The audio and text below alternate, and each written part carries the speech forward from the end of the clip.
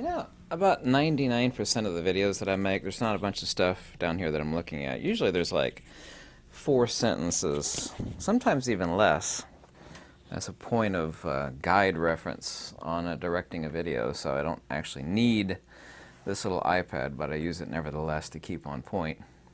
Um,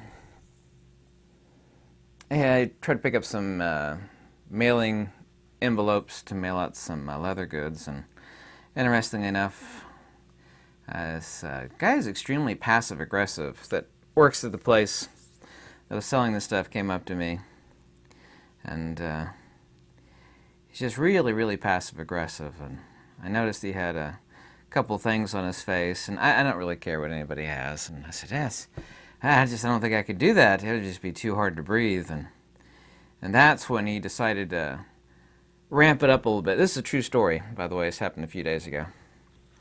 And he said, blah, blah, blah, you don't know science, and carbon dioxide is oxygen, pure oxygen is really bad for you. And I said, well, that's not true. I actually use oxygen for decompression when I did a lot of cave diving. And he said, yeah, CO2 is, he said, really good for plants.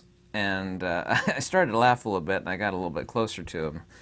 And this is exactly what I said. It's pretty funny, actually. I said, but you're not a plant. So he's just actually one of easily the most passive-aggressive people I've ever had the displeasure. And I didn't come up to the guy. He came up to me. And this is no joke. I don't know if you believe me or not, but if I'm lying, I'm dying. I thought in my head, because I've encountered a lot of these people, I thought in my head, I said, I bet this guy's a Buddhist. Yeah, which there's not a lot of those in Lexington. And anyway, he started to talk and flap his lips about various things, very passive-aggressive. And all of a sudden, and then I didn't ask him, I am leading somewhere with this very quickly. He blurted out, I'm a Buddhist. I actually slapped my knees and started laughing. I said, I don't know if you know this or not, but I actually thought to myself, I said, I bet this guy's a Buddhist. It actually popped into my head. Just extremely passive-aggressive. Because I've encountered this before. And I don't care about religions. What anybody does with their body or what they, their belief systems. And I certainly don't care about belief systems. And I certainly don't care about religions. Because all religions are secularized metaphysics that are antithetical to facts, common sense, logic, and wisdom. 99.9% of them and everything. You have to suspend, the part of your brain that says, that's completely contrary to common sense. You just have to believe. And what anybody believes is none of my business either. I don't care. And I said, well, this guy, I'm extremely calm. And no one ever wants to have a debate with me. At least they never end up wanting to have a debate with me because they're always going to lose it. Especially on a topic that I'm an expert on, and I am, no matter what you think of me. And I said, I could tell you which particular sect of Buddhism he's in, but I don't want to go there. There's no need to be personal. And I said, well, maybe we should have a discussion about what's your position on Anatta and Anatman, or the soul in Buddhism. And I've always encountered this. It always ends up the same way. He said, well, Buddha... These are his exact words. I might have one word off. He said, well, Buddha rejected the soul. And I said, well, there's no doctrinal passage for that. It's completely inaccurate. And I started speaking in Pali, not that he knew what I was saying. Then I gave him a translation. And he kept saying, I said, well, I've been translating Pali now for over 20 years. I said, what you are talking about, there's no doctrinal substantiation for within the 5 Nikayas. And he said, oh, do you know Chinese? And he meant to say probably Mandarin or Cantonese, but he said Chinese. And I said, Gautama was Scythian, which was Sakyamuni is not a name. It means Scythian sage. India didn't exist back then, but, he essentially never left the Magadha Valley. He never made his way to Tibet, much less modern-day China. I said, that's completely irrelevant of the original. I said, actually, and this is something that's so simple to state, upsets people, and I've done this many times before, and what I say, and what I said to him is, I'm actually not interested and I'm actually interested in what it actually did teach. Not interested in latter-day commentary, or, you can't talk about what, say, Joe Blow became, famous to whatever degree. He gave teachings, so on and so forth. You can't talk about what Joe Blow did or didn't teach via commentary, 1,500 years later, 4 countries away. That's just completely asinine. And so none of that stuff is original to Buddhism. That's just completely not true. And I said the idea of liberation is completely antithetical if you actually negate the soul. I mean, it's Udana 81. Devotees, there is an unborn and unoriginated. And of course, I get to sit there all day long debating with this guy that has no brain whatsoever. But it is a perfect example why I have no interest in religions whatsoever, because they are like oil and water to metaphysics. All religions take 99% of their better parts from metaphysics. You could say Sophia Perennis, or someone like myself would say that they're a genuine metaphysician.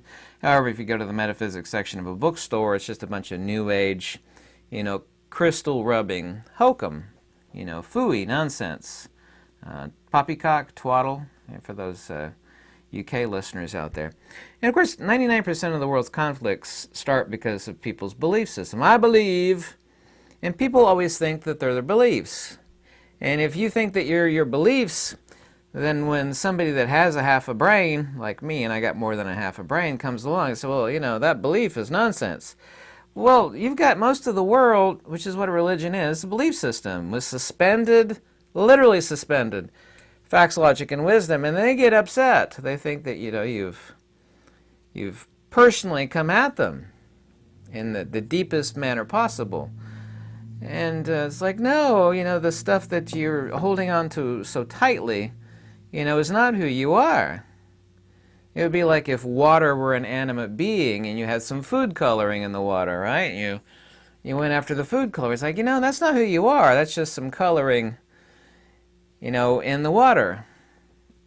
People are not their beliefs, and nobody understands this.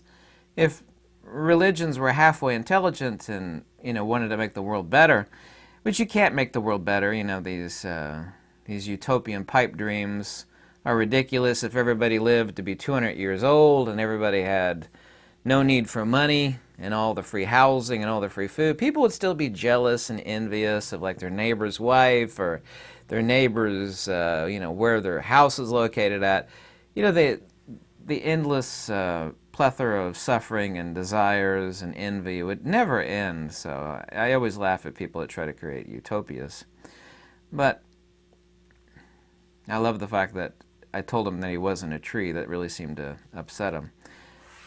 But none of these things are logical, just the suspension of facts, logic, wisdom, and common sense. Like, well, I've joined this religion or belief system, and there's a bunch of really nutty stuff in there that's completely unbelievable, but since I want to be a part of it, then I need to believe in this craziness.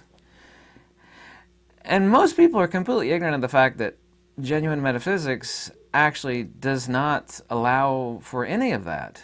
It is hyperlogical. It doesn't require you to suspend common sense. It is both analytical, simplex, and it should be questioned. It's like, well, I don't understand this. And, to have an idea of liberation without a soul is, of course, completely crazy. But that's what these religions, I was specifically referring to Buddhism. When I say Buddhism, the term Buddhist doesn't even exist until the 16th century. That stuff, the term Buddhist didn't come until much, much, much, much, much later. I mean, it's not original. Gautama called his followers a bhikkhu, which means devotee, from the word bhakti, or to give. It doesn't mean monk. There's no such thing as a Buddhist monk. It means a devotee, someone devoted to their own wisdom and illumination and transcendence through disobjectification.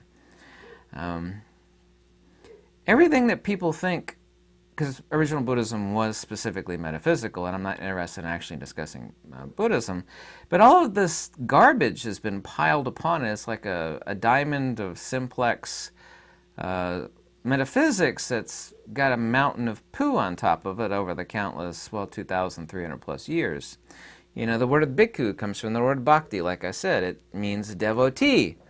Here's another example. There's a reason why there's no representation of Gautama, yes, as this entity like an arms and legs, and any of the stone carvings on the Sanchi Tope where part of his remains are. His remains were actually buried all over the place.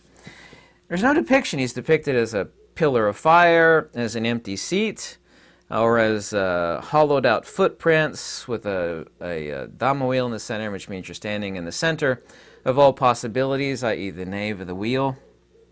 The reason why there's no physical depiction is because, and this is such a glaring example. You could think of 1,000 things of Catholicism too, but just a glaring example of Buddhism is that all these statues, these Buddha statues, they're all over the world. Little brass statues, everybody got them in their house. At least like 2 billion people have those little brass, whether they're big or small, and people collect them. It's like, I bought this brass Buddha statue or a stone. None of those things, because a Buddha in doctrine, also too logically and metaphysically, is akimkana, or a non-person.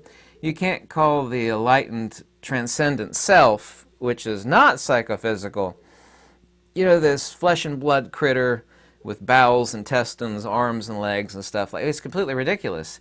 Everything that anybody points to and call a Buddha statue is antithetical to doctrine, it's antithetical to logic, facts, wisdom, common sense. There's no such thing as a Buddha statue. Any physical depiction thereof is referring to a sentient psychophysical being who in Doctrine Dignicaea Book 2, in his last hours was literally doubled over vomiting, doubled over in great pains. He actually ate Sukarmadava. I didn't want to get into discussing that. Sukarmadava, which means juice of the Karmadava plant, which is poisonous. It has like a white milk stuff. It doesn't mean pig's mincemeat, which is a mistranslation, assuming Sukara Amadava, which would roughly, although not correctly, translate as a pig's mincemeat. So you're talking about making, having great reverence to a psychophysical being, which, last hours of life, suffered and died. Anything that's actually born, of course, is subject to suffering and death, because life is the consubstantiality of two things, matter and spirit. Yes, just like the broadcast of a radio is the consubstantiality of the radio and all its parts, and of course the signal. The broadcast is that life, or Zoe. This is the reason why every physical depiction of an arms and leg Buddha is not actually a Buddha doctrinally, and it's antithetical to logic, common sense. I hate to say this because I'm the last person in the world that believes in destroying fine antiquities. But when Afghanistan, remember that giant statue that's out in the wastelands of Afghanistan? It's like 300 feet tall. It's this giant statue, Buddhist statue. The folks actually destroyed it. You remember that giant statue? They literally blasted it to pieces. And when America invaded, that was stopped, and they tried to do some restoration on it.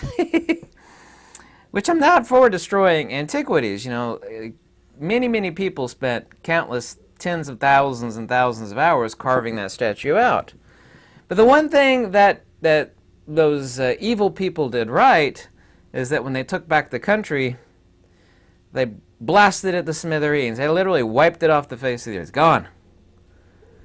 And I'm never for destroying. But the point is that the accuracy of that is that you cannot give worship to idolatry. We have this Christian idea of idolatry, which is completely different than the original metaphysical definition regarding specifically Buddhism. But all of those statues, whether they be stone or brass or whatever, how valuable they are, or what a great antiquity they are, those that are not, because that stuff didn't come until much later. He specifically said, make no graven images of me, don't do this, don't do that. I don't want to get into the doctrinal passages, which would bore you. But everything that people take of this twisted and destroyed original metaphysics, and it's one example among many, which is now just a religion. You know, you got the yellow-robed guys, which are Theravadins in Southeast Asia. You got the Zen folk and the Vajrayana folk, blah, blah, blah. All that stuff came later, and it's completely unoriginal. I'll quote Dr. A.K. Kumaraswamy for you, who said, Buddhism today is most famous for everything it originally never taught. And that is an extremely accurate statement. I don't think there's another person in this entire United States that spent more time looking at, translating, and reading the ancient Pali texts of the five Nikayas. I don't think that there is. There might be one or two. There's only a handful of people on earth that could read those texts anyway. Everything that humans, and especially Westerners, associate with that is a religion that is completely holy and nearly 100% unoriginal to the original and what it did teach. Liberation through wisdom, transcendence of the psychophysical, which is due to primordial agnosis, or avidya. But that's one of the key earmarks. You know, the proof mark of religion is that you suspend common sense, facts, logic, and wisdom. Well, I'm just going to believe in this craziness. So you're talking about liberation, but there's no liberant, right? Well, that's just nutty.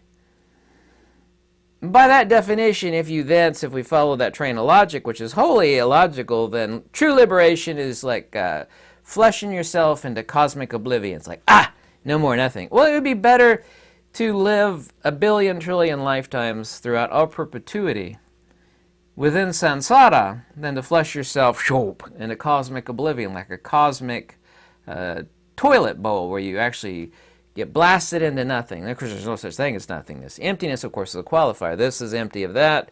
You know, my table is empty of flowers. There's no such thing as emptiness. These are one of many things, of course, that don't exist, and that's due to concept reification, that people actually believe stuff like that. But this is the reason why I completely reject religions. I want nothing to do with it. People say, and I've had this said to me many times, I'll actually finish up with this, over the decades. People say, why do you keep going after these Buddhists? You know, you're so interested in the original. I said, what the original taught and what these people think it taught to it, this is religion. It's had a mountain of poo piled on it for over 2,000 years. This is the original stuff within the only pre-sectarian corpus. Yeah, that pre-sectarian corpus, i.e. the five Nikayas, is mentioned on the Pillar Edicts of King Ashoka, which is written in Brahmi Prakrit. Look up Pillar Edicts of King Ashoka, which mentions in Brahmi Prakrit, very, very archaic dead language. It mentions Panch Nikaya, i.e. the five Nikayas. It's pre-sectarian corpus, yeah? I want nothing to do with religions which are belief systems. And these belief systems are about believing in things which are 99% of the time just flat out crazy. It's just let me ask you a question. It's like, well, you have to believe. You know, it doesn't have to make sense. You just have to believe it. You believe it, you'll be saved. That's just all there is to it. I won't debate it. It's like, no, it's not that you won't debate this, is that you can't debate it. It doesn't matter what religion it is, and I'm not really out for debate. Life is too short, but I mean, I'm really good at debating. And if you can't debate, here's a fact of anything, whether it be religion or metaphysics, if you can't debate it, then you don't understand it. It's like, what are you afraid of? Are you afraid of being exposed to the fact that you don't understand anything? Or usually the case, you're afraid of the fact that we debate it, we're going to see that, you know, the crazy beliefs are just a bunch of wackiness. Well, you don't have to, it doesn't have to make sense. You just have to believe it. It's like, well, that's fine. I'm not interested in beliefs. It's the reason why we have all the wars and strife in the world, is because everybody's living with their belief systems. Every person on this earth, without fail, except for a handful of people, is walking around like this. Not literally, but essentially like this. The whole world. Yeah. There is this thing that they see in the mirror. There's three things, okay? Three. Understand this. Three things. That thing they see in the mirror, the meat suit, the psychophysical. Yep. Namarupa, the psychophysical in ancient Pali. They're that which they truly are, i.e. the signal, the transcendent self, which is ab extra to the psychophysical body. And then there's this thing everybody's carrying around inside their head, inside their heart, I don't care what you want to call it, is their belief system. People, most of them, the Buddhists especially, they don't believe in the soul, which I don't care what they believe in. They completely disregard it, which makes, of course, liberation impossible. And there's the psychophysical, which they look at the mirror every day when they brush their teeth, take a shower, whatever. And there's this, which everybody cherishes the most above the two, the psychophysical and the transcendent self. This little thing is a pile of little beliefs. And everybody thinks this is who they are. I believe this, I believe that, I feel this, I love this, I hate that. It's everybody's little belief systems. This is the reason why there's so much strife in the world. Because everybody thinks they are this little thing, which everybody's packing around inside their head. Belief system, that's who I am. I believe it, that's who I am. And if you go after my belief systems, then you're going after me. And if you go after me, then I have to go after you. You want to know the source of the world's strife? It ain't hunger and famine and old age, sickness, and death. It's not. It's this little thing. Not a rock. Belief system. Now ask me again why I have no interest in any religion. Yeah? Why are you so interested in Buddhism? Well, it was never called Buddhism back then. That term didn't even exist until the 16th century. It was called Samyutta 5.5, Brahmayana, Path to the Absolute. You want to know the one time where the teacher called it something? It's called Brahmayana, Path to the Absolute, which is what that means. All of this stuff is Sophia Perennis. You know, I don't care if it's Platonism, Neoplatonism, Pythagoreanism, original Buddhism. It's all the same thing. It's a liberation ontology based in wisdom. And it's not about belief systems. I hope I made that slightly clear. I love that guy who said, CO2 makes plants grow. And that was his excuse for... I said, but you're not a plant. He didn't like that at all. That seemed to irritate him. Yet it was true. See, I went after something that was completely illogical. The guy was equating himself with a plant. I said, you're not a plant, buddy. And then I went after a crazy belief, which of course is crazy, especially if you think, you know, like plants do love CO2. And the guy said, you're not a plant. And I went after his belief system and that made him mad. Have a good one. If you like these videos, check out my description below. Any donations always warmly welcome. Or even send me an email. Tell me how much you hate me. It's like, I don't agree with you. I get emails like that every day, usually. You said this and I don't agree. And thanks. Oh, boy.